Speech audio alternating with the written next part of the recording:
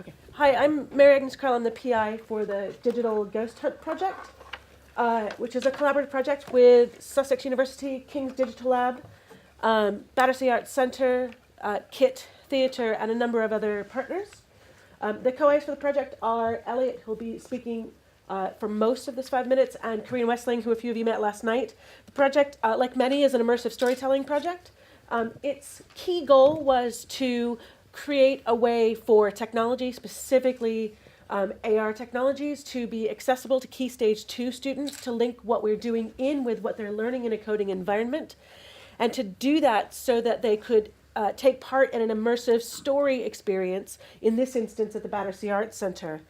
One of our key goals with this project was to create an AR experience which was not screen-based and which didn't rely on expensive kit, but used a more DIY aesthetic. The project was built with close collaboration between our team and Tom of KIT Theatre, so that the entire narrative and the technology itself developed in a kind of joined up way. And I'd like Elliott to talk in more detail about all of that. Okay, so the digital ghost hunt begins when a normal Year 5 assembly is interrupted by Deputy Undersecretary Quill, who's right on the right there. And she's come to ask a Battersea school for help with particularly tricky haunting, because children can see ghosts and adults with their dull, ancient senses cannot. And so they can't find out where this ghost is or what it's doing in the Battersea Arts Centre. And once they accept their help, it begins an apprenticeship where we teach them over 4 coding lessons in their class how to think a bit more programmatically, how to work with an algorithm, so that then eventually they will learn how to program their ghost detector, which is a Raspberry Pi and a BBC microbit, 2 microcomputers in a 3D printed shell.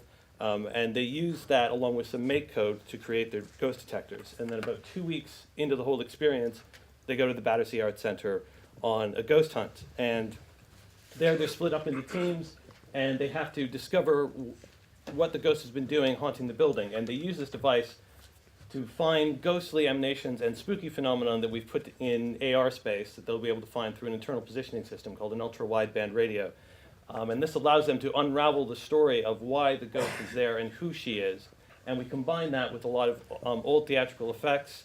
We hide keys in loose floorboards. We write messages for them in UV ectoplasmic slime. I use smart home technology to make the lights flash in Morse code that they could decode.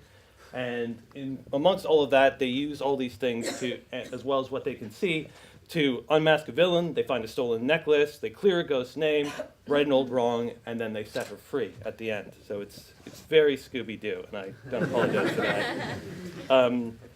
So in the end, I got so excited I forgot to put this forward. That's what the ghost detector looks like.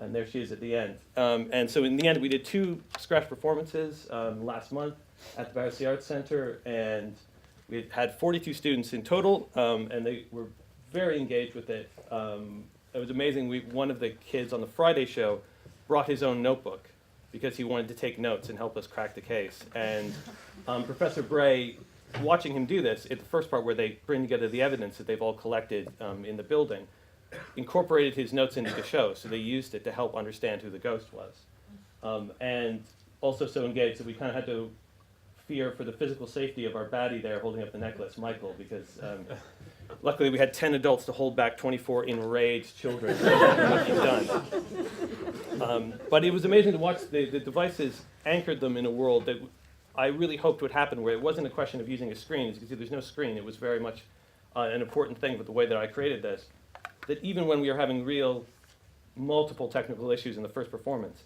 they were still anchored in the world because we'd given them this device and given them this responsibility to, that kind of gave them the agency to explore the world. And so what we're hoping to do is to build on that, and if we get follow-on funding, adapt what we've done here into a family show, and actually do it up here in York with Pilot Theatre, and work together with them to adapt it into a much wider experience that a whole family can enjoy, which we're really looking forward to, making things too high for children to get to, and tiny holes that children have to crawl into and tell their parents what's going on, so that a whole family together can unravel the mystery of a haunting. Thank you.